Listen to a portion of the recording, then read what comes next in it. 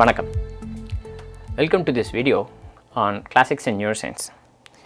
In this video or in this series of videos, we have been looking at chemical signaling molecules or the first neurotransmitters in the brain. In this video, we will be looking at second messengers and hormones.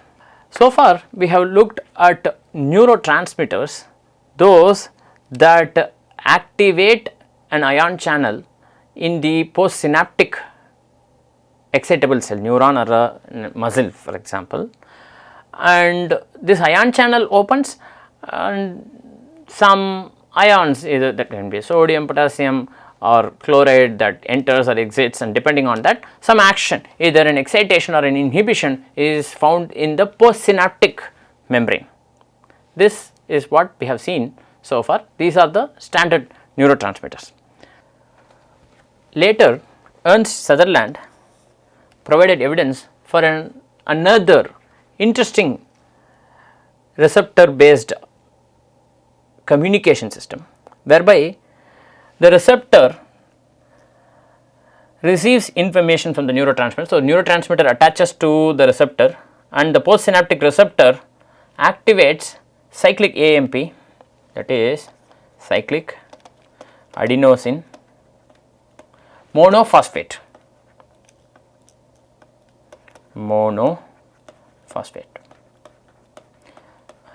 or cyclic AMP,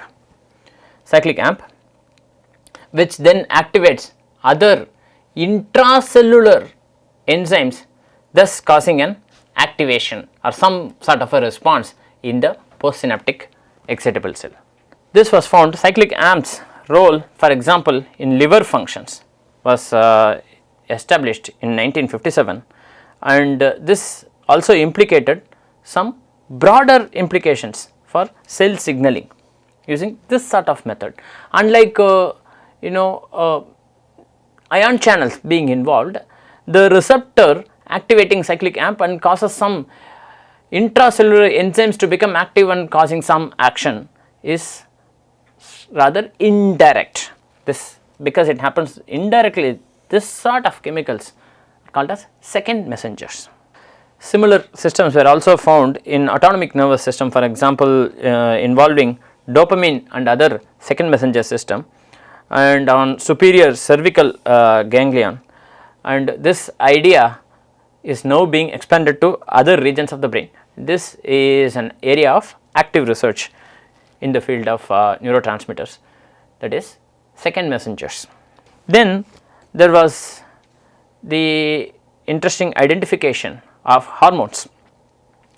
Adolf Butenandt in Germany in 1930s identified sex hormones, and he essentially isolated and identified estrone, progesterone and androgens, that is androsterone and testosterone.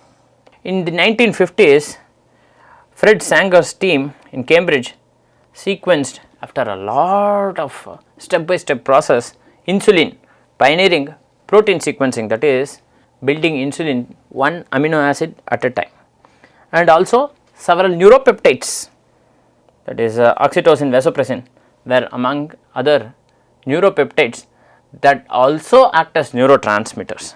This was also attempted in the 1950s. So, beyond mid century, after 1950s, that is in the 1960s and 1970s, important neuropeptides such as enkephalins and their effects on behavior and other along with other classical neurotransmitters are being studied. With this, we come to the end of this video. In this video, we looked at second messengers, or messengers that were acting indirectly through intracellular actions,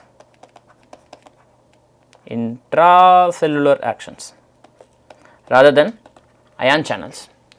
Those are second messengers, and hormones and neuropeptides.